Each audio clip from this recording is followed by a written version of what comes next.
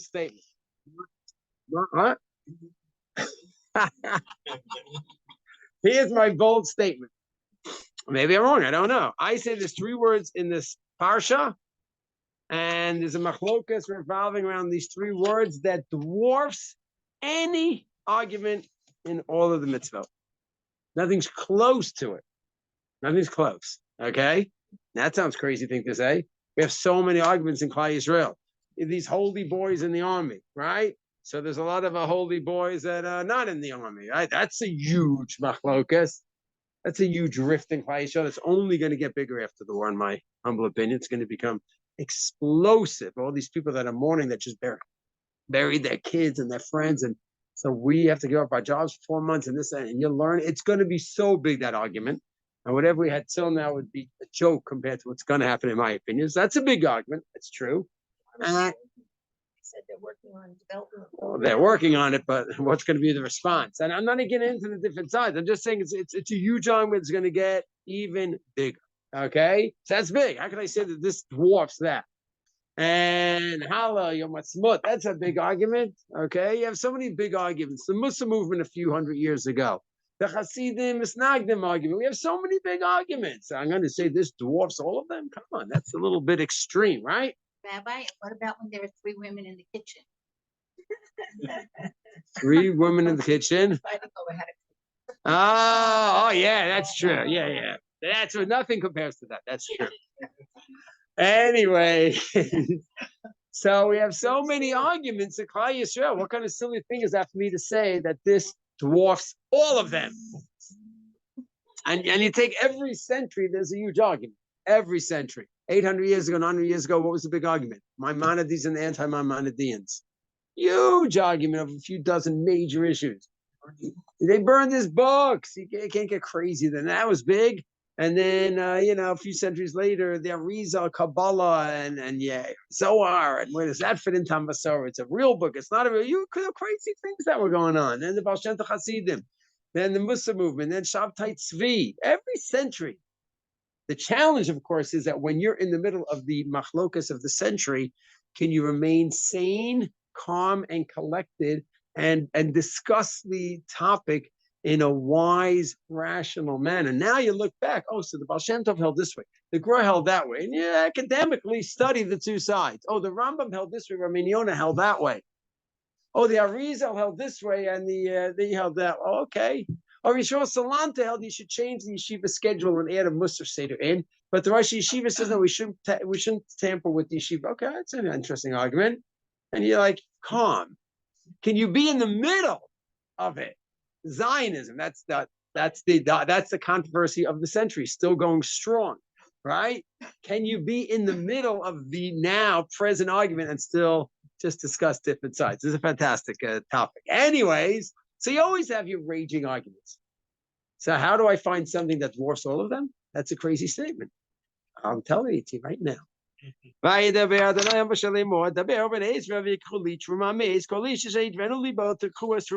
my donation from each of the people. He takes a half, a kesef of the choshes. All different threads. You wrote elim, the hides, shemen lamaor, avnei shom, precious stones and oils. Okay, that's all beautiful. Next 3 words. Biggest argument in the whole Torah. V'asu li migdash, v'shachanti b'tocham. Make a migdash, and I will dwell in it. Nothing is halachically close to this. You say, why? Moshe heard these words, and he built the Mishkan. And then they had the Mishkan in different forms for 480 years. 40 in the Midbar, Gilgal, Nov, Shiloh, all those places. Until 480 years later, who built the Mikdash? David started the process. He bought the area, and then that's it. And then he filled the mitzvah. Then 400 years later, we were kicked out. And 70 years after that, who built it? Ezra Nehemiah. Okay. So they said Moshe Vasalim Mikdash in the Mishkan form, Shlomo in the then you had Nov, Gilgal, Shiloh in Vasalim Mikdash in those forms that it was in. Shiloh lasted 269 years. The lion's share of the gap from Sinai to Shlomo was Shiloh, 369 years out of 480. So that was the majority. But they were all fulfilling the mitzvah of Basili Mikdash. Good. Then Shlomo fulfilled the mitzvah of the Mikdash in the Makom HaMikdash Yerushalayim. Then Ezra fulfilled Basili Mikdash. And now, Tavshin Pei Dalet, in harmony, Yom Chamishi, Parshat Teruma. I have a simple question. What do these three words mean to you? And how you answer it will affect over 200 mitzvos.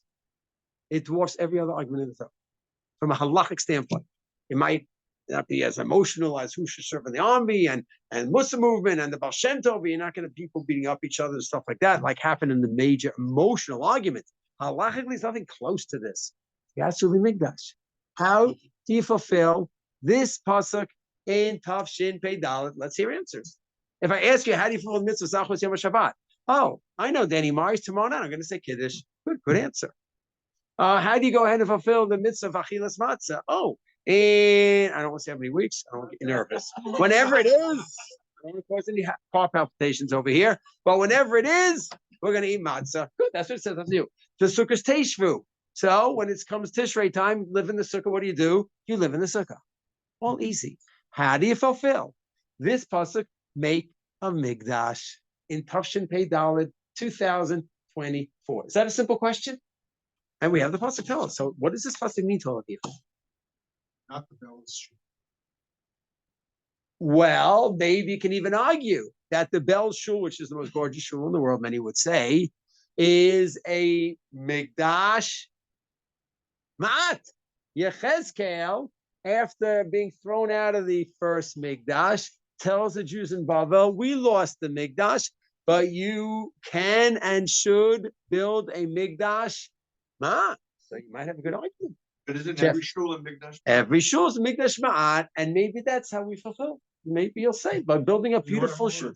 And every shul, harmony shul.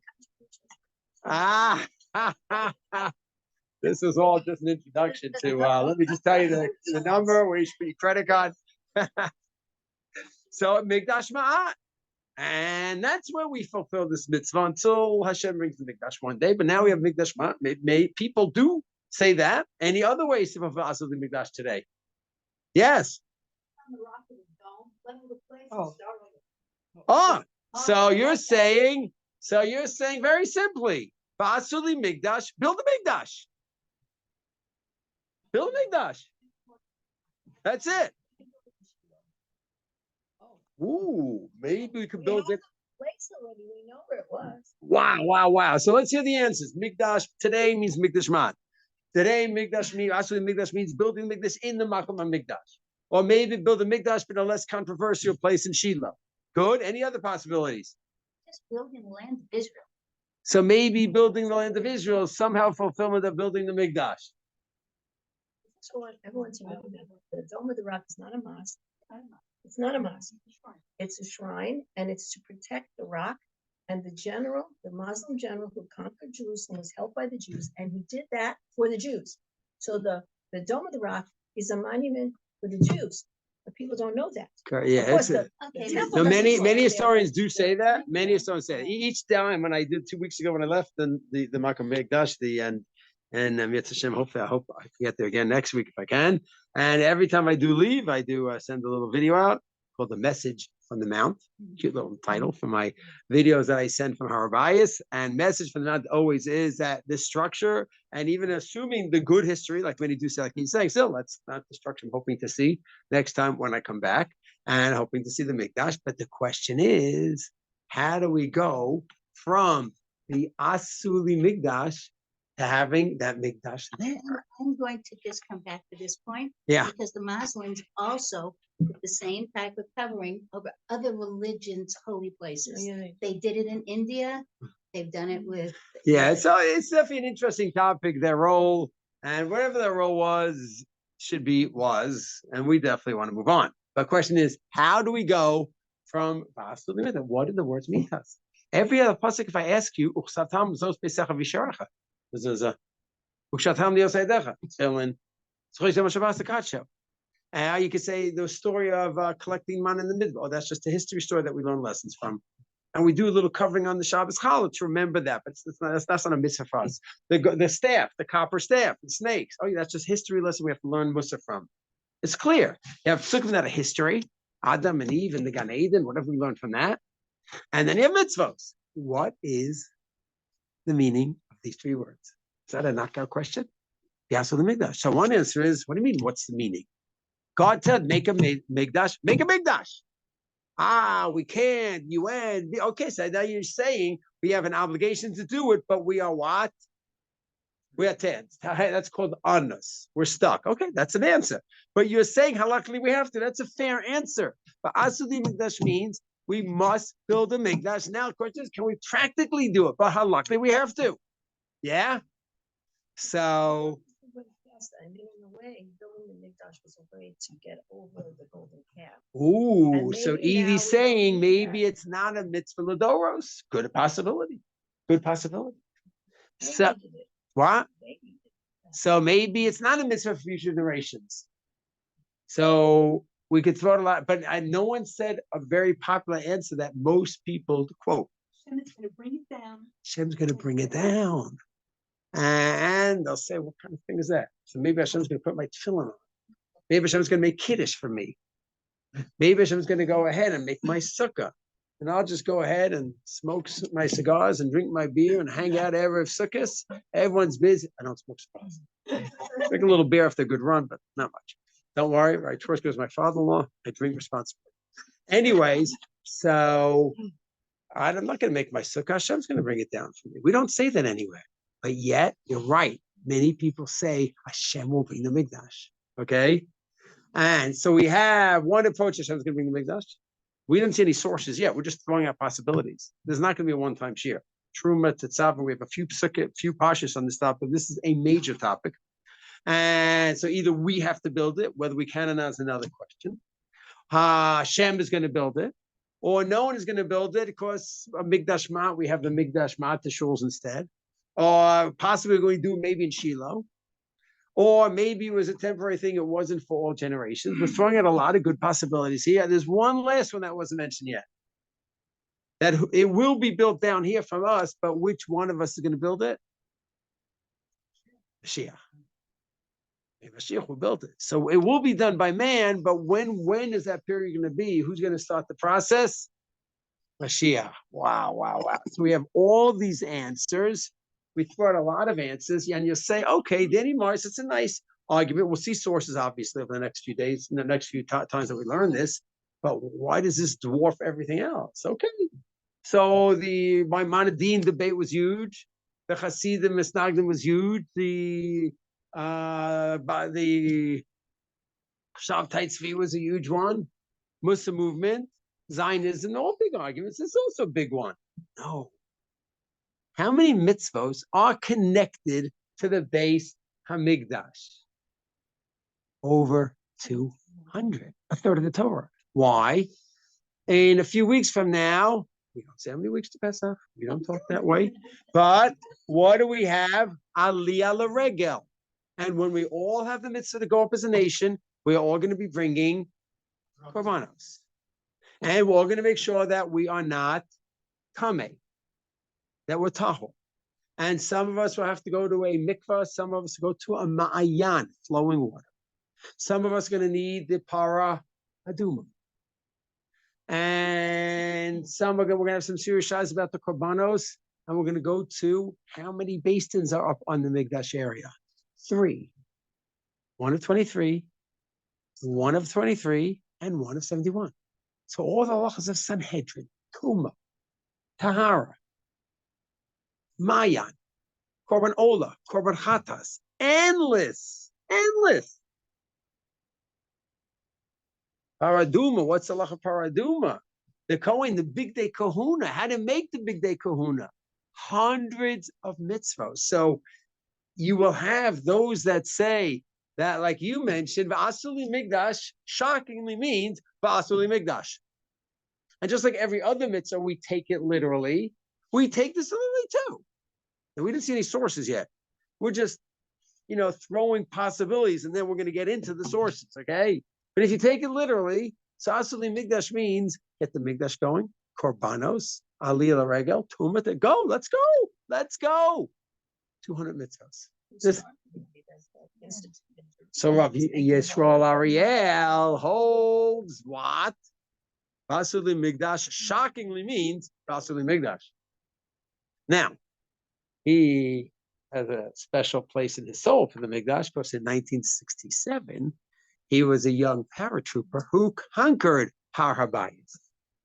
So when I go with him to Har HaBayis, so here's where I landed, and here's where I walked, and here's where I escorted Rav Tzvi Yehu the cook. So this is in his blood. It's in his blood. So Har HaBayis B'Yadeinu is a very delicate line for the Har HaBayis people, because like, you mean it's in our hands. Someone asked me, we, the Beit Shemesh people, go on the 7th of every month. So we're going on the 7th. Well, the 7th of the Jewish month is when? Tomorrow. Jews aren't allowed up on Fridays or Saturdays. So what do you mean, B'Yadeinu? It's a big joke. We're trying. A few of us Meshuggahs are trying to get it back to B'Yadeinu. Okay. So Rav Ariel, this is his life. So he built the Machon HaMikdash Temple Institute. He built all the Kalim. The menorah is displayed publicly near the Chor Vashul. And he's not making replicas. What's he making? The Kalim. He's waiting for Bibi, Rav Ariel, do me a favor. Biden hates me. The whole world hates me. I'm like, this is a pretty desperate situation. I've been withstanding the pressure for 4 months now. And I say, call it what to Bibi. I'd like to see any other Jewish leader withstand international pressure like he did. Everyone always loves to hate Bibi's guts. Like, no matter what he does, he's evil. Okay? And who else is going to withstand that pressure? I'd like to see one leader, firm, non-firm leader, be anywhere close to withstanding pressure. We're not going to get to the politics. Not just my opinion of him. Okay? But let's see, he says, you know what? We need some help here. Rav Ariel, bring a korban. Bring a korban. So guess how long it would take for Rav Ariel to bring a korban? 30 minutes. His Bayach, he'd have everything ready in half hour. Okay? He's ready to go. It's all ready. Big day kahuna, everything. It's done. Because he takes the 3 words, Vasuli Migdash, as a command. It's simple as that.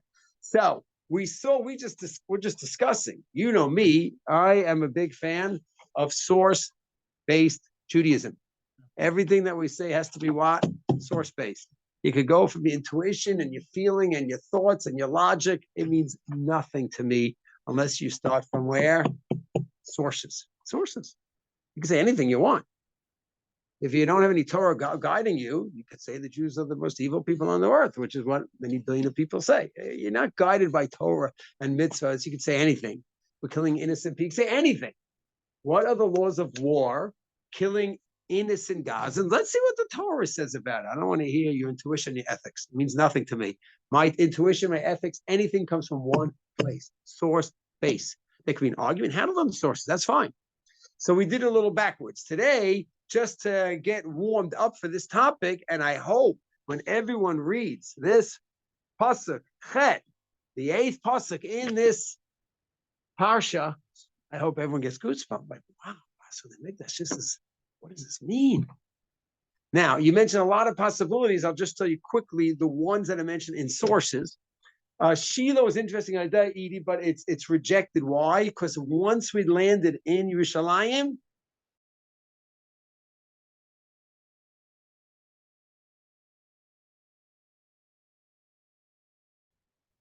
and Shlomo built it, no other place is ever. So that's there. In terms of having korban, but the Rambam in the Mishnah Torah writes that we're going to have the Mikdash and the Korbanos back again. So simple pshat is we are going to have it. And even though the guide to perplexity says it's a compromised human nation, this and that, halachically he says we're going to have it back. So that's a simple pshat. So it's not going to be Shiloh. That's a nice possibility. The Rambam dismisses. I don't think anyone argues with the Rambam that's the resting place is in the Makom Shechina is Yerushalayim. It can never be anywhere else. In terms of Mashiach, the Rambam in Hilchos Malachim mentions that how do we know that a person is a Mashiach? He's learned, he fights the wars, he brings the Jewish people home again, he's Makar them, and he does what? Builds a Mashiach. So that's a source in the Rambam that indicates Mashiach is going to build it. So we have an open source over there that Mashiach is going to build it. Rav Ariel, who's leading the camp that we have to build it, simple shot. He's just taking the pasuk literally. And unless there's some open sources against him, you don't really need to defend. Not wiping him mezuzah.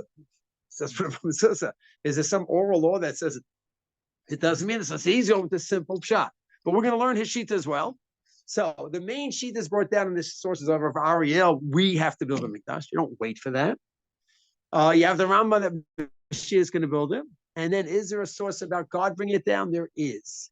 It's a Rashi in Sukkah, Gemara Sukkah, that seems to say God will bring the mikdash down. What does that mean exactly?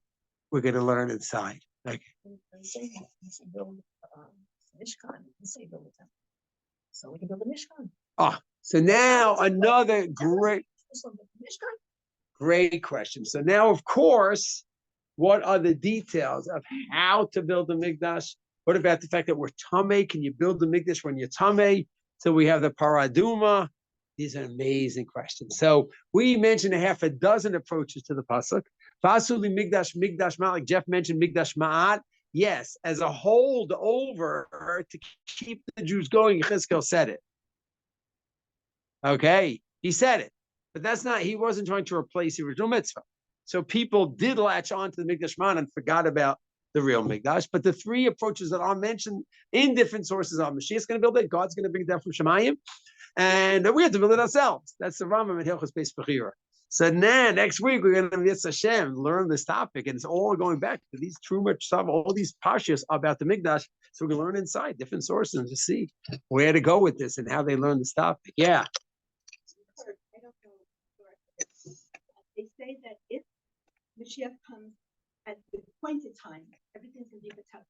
But if he comes before, Yes. he will be like supernatural. Be like, Correct. Yeah, it's the Gemara Sanhedrin that way. That's also a fascinating Gemara. Be'ito achishena. God has a set point. They can't go beyond that. If we do tshuva and it comes before, maybe If it comes before, like in the next 200 years. Any day now. Then it'll come down like.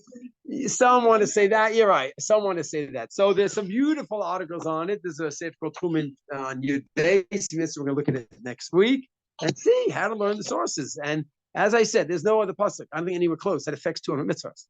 All the arguments that we saw for the centuries is a major argument and very emotional, a lot of passion, but none of them are affecting 200 mitzvahs. This is affecting to Rav Ariel saying, Yalla, Kadima. Let's get to. Of course, they can argue over everything, but that's good. Let's work it through. So it's going to be a lot of fun, and it's going to be interesting. And how it's all going to happen, time will tell. We'll see. Yes. I also heard, I don't know where, that once the third deck is built, it will stand forever. Right. All we gotta do is build. Yeah. So we're going to see the sheets inside of next, a couple of weeks. This is going to be our topic. It's amazing topic, and that's to me the nicest way to learn these 4 parshas. Came true Matzavi 5 about the Mikdash. Well, let's see what does it mean for us today. So Yitz Hashem, we'll have a good time.